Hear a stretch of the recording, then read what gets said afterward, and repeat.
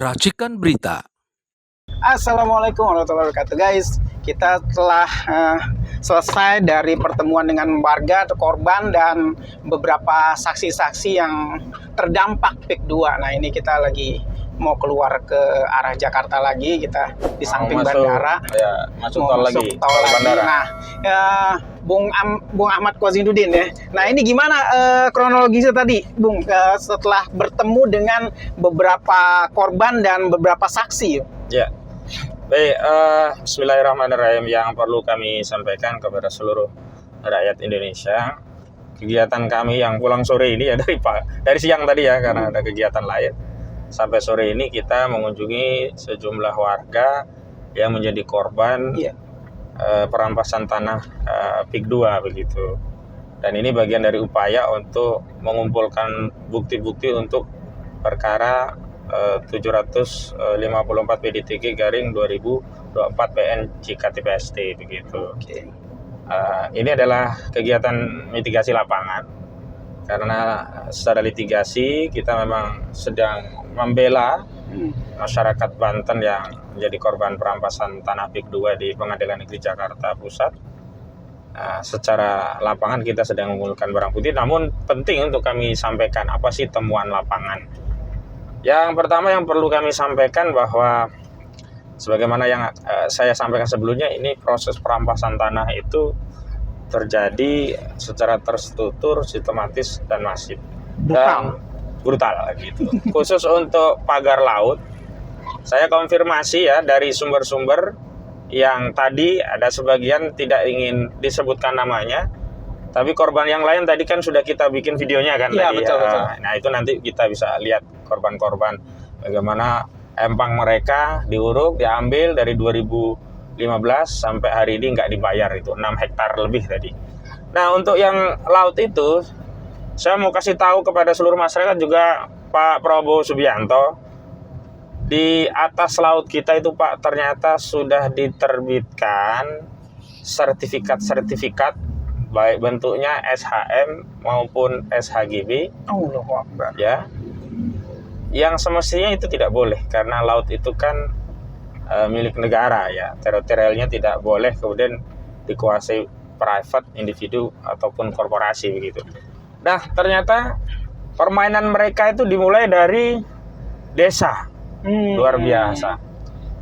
Bahkan tadi informasi yang kita peroleh ada yang menggunakan girik, bahkan tidak menggunakan girik prosesnya, cukup C desa. Jadi dari C desa itu disulap seolah-olah ada transaksi jual beli di desa dari nomor girik tertentu yang daftarnya ada di C desa.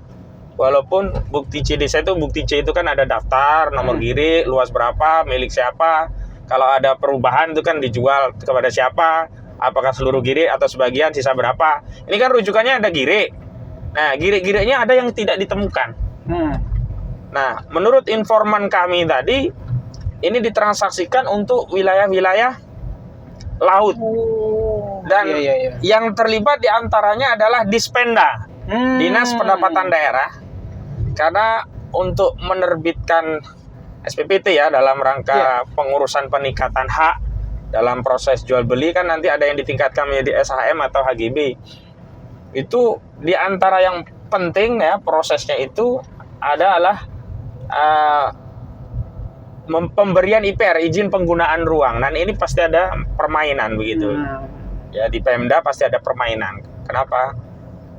Dari mana datangnya izin penggunaan ruang laut untuk diterbitkan SPT dalam rangka transaksi jual beli, dan dari dasar jual beli dan girik-girik yang didalihkan ada di laut tadi, kemudian bisa diterbitkan sertifikat hak guna bangunan dan sertifikat hak milik. Jadi kalau Tempo kemarin menyatakan hanya sertifikat hak guna bangunan, jadi dari informan yang kami baru temui tadi itu udah ada SHM juga.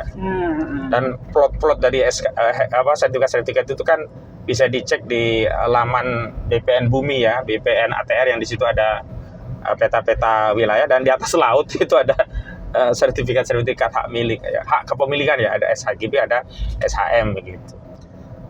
Nah, tadi sejumlah nama disebut. Iya. Sejumlah nama disebut begitu ya. ada Sudaryanto tadi ya kalau nggak salah. Sudaryanto, Ya. Kanwil ya. Ya, ada Sudaryanto. Kemudian ada notaris yang paling Paling banyak dipakai. banyak dipakai. Ini legend ini. Notaris Jadi legend nih. satu notaris bisa ngerjakan menyulap simsalabim gitu. Jadi ada nama notaris siapa tadi, sebentar saya cek, saya dapat data banyak banget ini. Tuh, Iya. datanya sudah lengkap ya. Iya, banyak banget. Sebentar. Nanti bisa diedit lagi ya. Iya.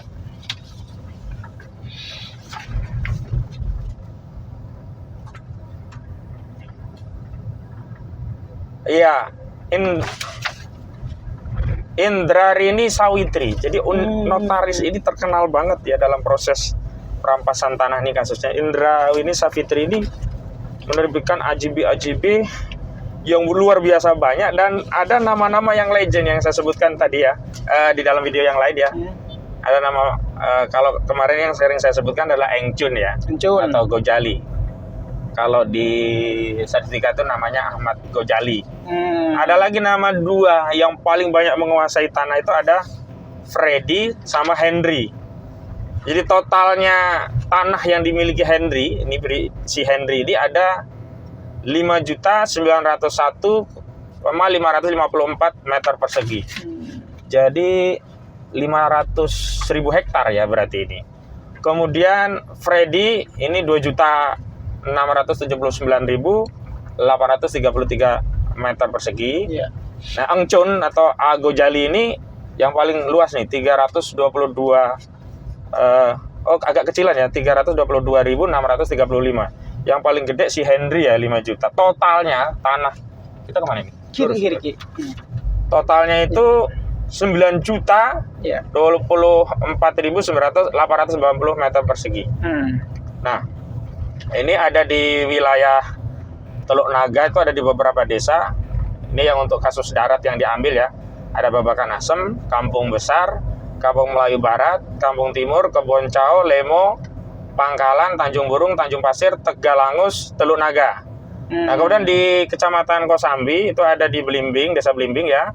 Rawaburung, Salembaran Jati, Salembaran Jaya. Kemudian ada Paku Haji, itu ada di Buaran Bambu, Buaran Mangga, Gaga, Kalibaru, Kohot yang kemarin kita aksi itu ya. Kemudian Laksana, Rawaboni, Surya Bahari. Data Itu ya. lengkap ya. Kemudian di Sepatan Timur itu ada Gempol Sari, Kampung Kelor, Sengyang, dan Tanah Merah gitu.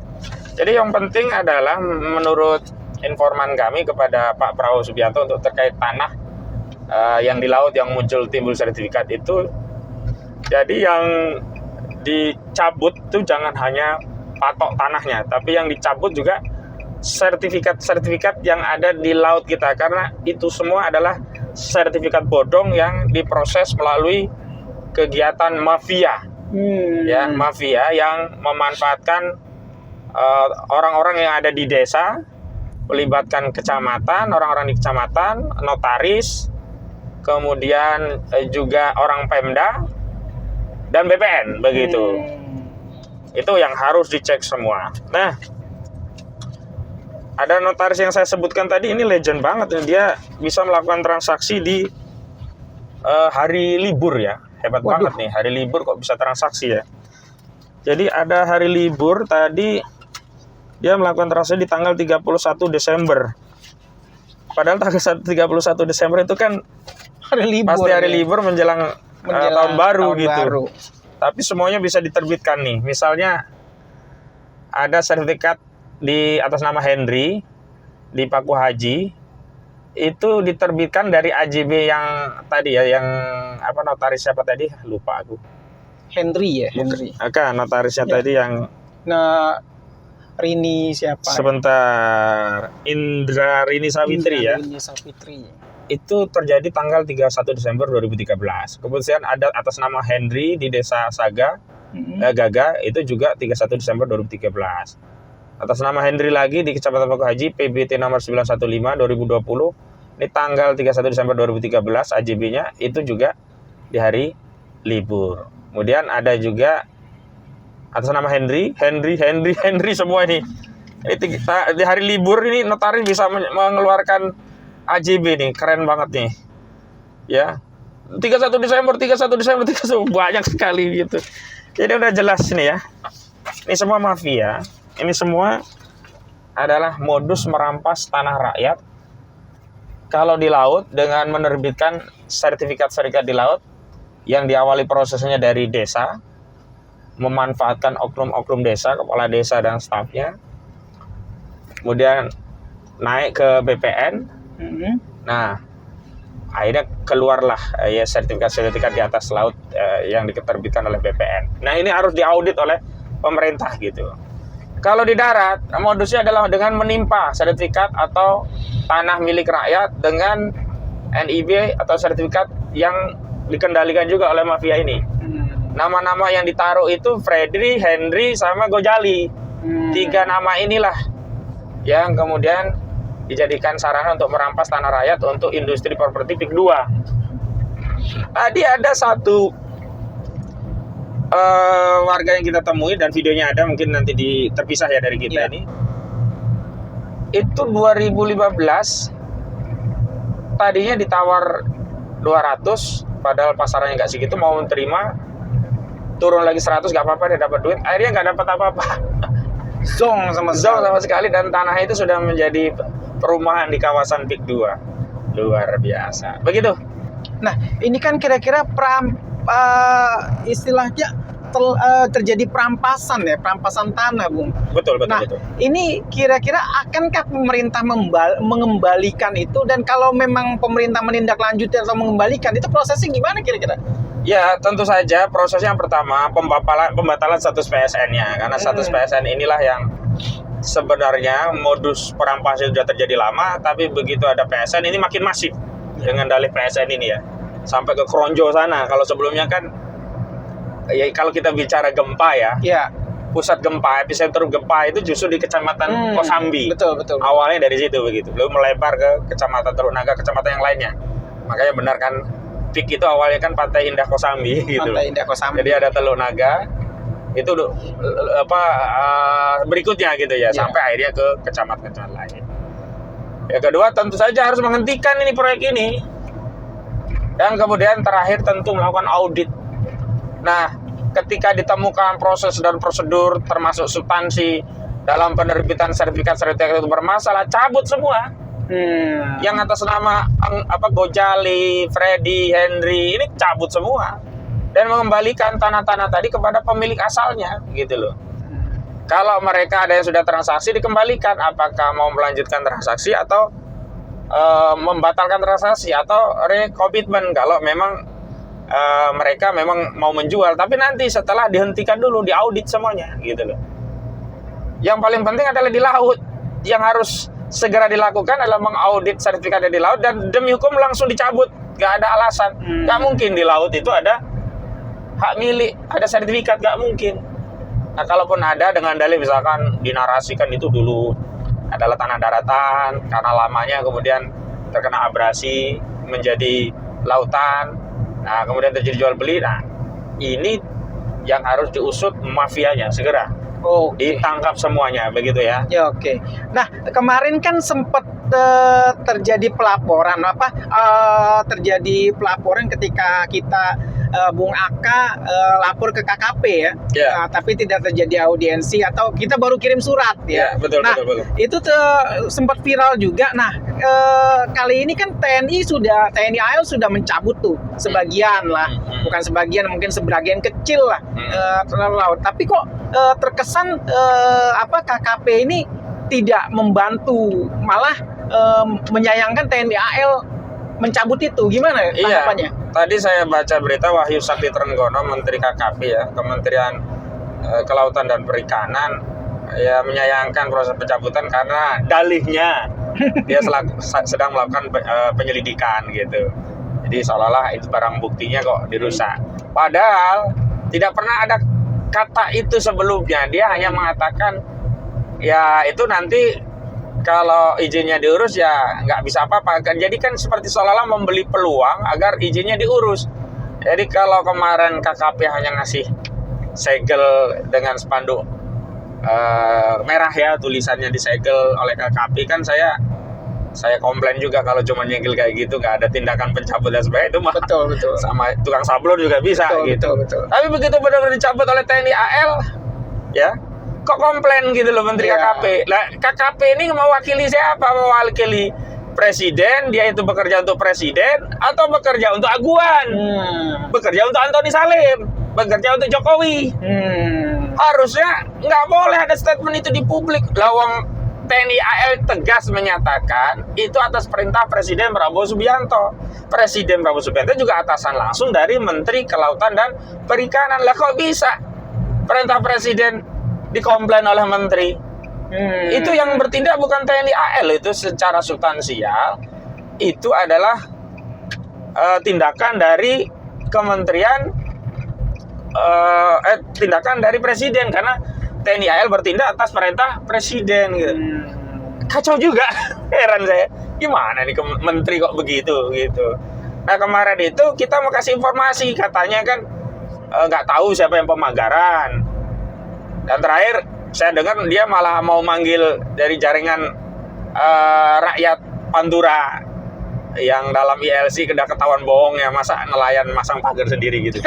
Kenapa nggak manggil kami? Yang sudah jelas saya kirim surat audensi, saya sudah kirim video, pelakunya jelas, yang magari itu mandor pemet, yang order pekerjaan namanya Engcun alias Gojali. Nah Gojali ini yang namanya ada di sertifikat untuk merampas tanah ini ya. Kemudian yang ngasih pekerjaan yang supervisi itu namanya Ali Hanafi Ali Jaya, itu adalah orang dekatnya atau tangan kanannya Aguan. Kenapa nggak didalami nama-nama itu gitu? Kenapa masih mau mendalami dari jaringan rakyat Pantura yang nggak jelas gitu loh? Ketika ditanya dananya dari mana, kebingungan. Ya memang iya, dari mana nelayan bisa membiayai itu gitu loh. Jadi terkesan KKP ini ikut menutup-nutupi atau memperlambat proses pengungkapan pagar laut dan perampasan tanah baik di darat dan juga di laut oleh oligarki properti Big 2 begitu. Oke. Nah, besok ini kan sidang, Bung ya. Setelah berbagai macam kronologi hingga 2 sidang kemarin masih berkutik soal administrasi itu. Nah, kira-kira sidang besok ini masih berkutik soal itu atau ada kemungkinan dia didatangkan? Inilah yang saya juga menyesalkan, pengadilan kok sibuk dengan administrasi. Kami itu punya pengalaman panjang bersidang. Biasanya bersidang penggugat kalau sudah tunjukkan surat kuasa selesai. Loh kok ini sibuk nyari KTP asli dari penggugat, sibuk minta fotokopi KTP penggugat, sibuk nyari ini itu gitu loh. Lah surat kuasa itu kan sebagai bukti bahwa harusnya kan lebih baik fokus untuk memanggil dan menghadirkan tergugat yang sudah kita sebutkan dalam gugatan gitu loh, menindaklanjuti, dan kita sudah kirim kan. Aguan sebelumnya kan nggak datang, alasannya alamat tidak ditemukan. Kita sudah kirim 2 alamat. Betul. Alamat yang pertama di kantor Agung Sedayu, udah jelas lengkap itu, masa Agung Sedayu nggak kenal Aguan. Kedua, alamat pribadi Aguan di Pluit yang kami peroleh dari akta perusahaan Pustaka Alam Jaya ya kalau nggak salah, itu dari milik Aguan. Harusnya pengadilan fokus pada tergugat yang sampai hari ini tidak hadir. Habis sibuk dengan penggugat, kira-kira begitu. Oke. Nah, Bung, kira-kira harapannya nih buat warga atau rakyat yang terdampak, yang mungkin tadi sudah dapat diwawancara korbannya segala macam, dan untuk rakyat Banten keseluruhan yang kemungkinan kalau memang ini sudah bisa diselesaikan oleh pemerintah, bagaimana mengantisipasinya jika mereka melakukan hal-hal lagi itu di lain waktu gitu?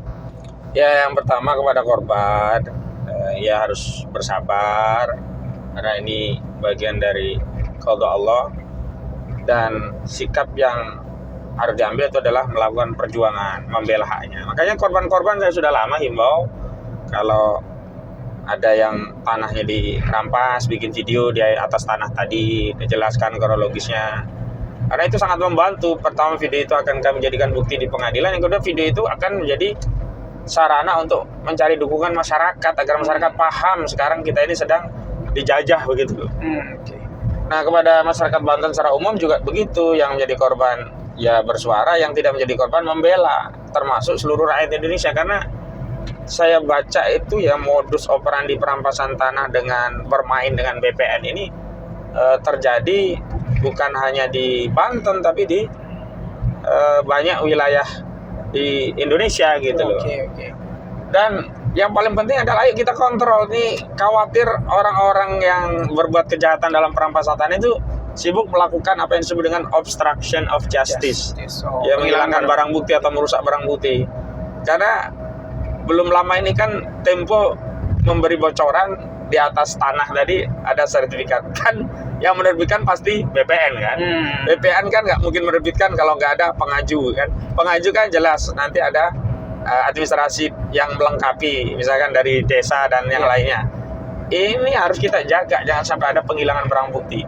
Terutama yang paling awal kan saya minta untuk segera berkunjung ke laman bumi ATR BPN, kemudian segera masuk ke lokasi wilayah laut Banten yang sudah ada sertifikat di atasnya, di screenshot semua. Khawatir nanti ada pembersihan seolah-olah hilang ya dari peredaran. Betul.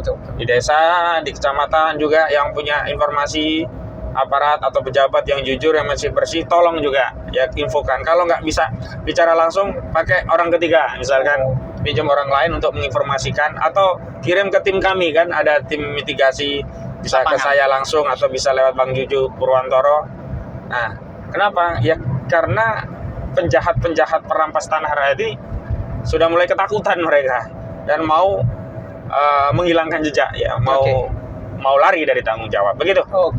Dan salah satunya ketika mereka ketakutan itulah adalah menggunakan buzzer untuk untuk memiringkan opini ya yang terjadi di masyarakat. Baik guys, itu saja liputan dari kami untuk sementara. Semoga tetap menjadi pencerahan bagi rakyat Indonesia, warga Banten khususnya. Sekian dari kami dua. Sekian, wassalamualaikum warahmatullahi wabarakatuh.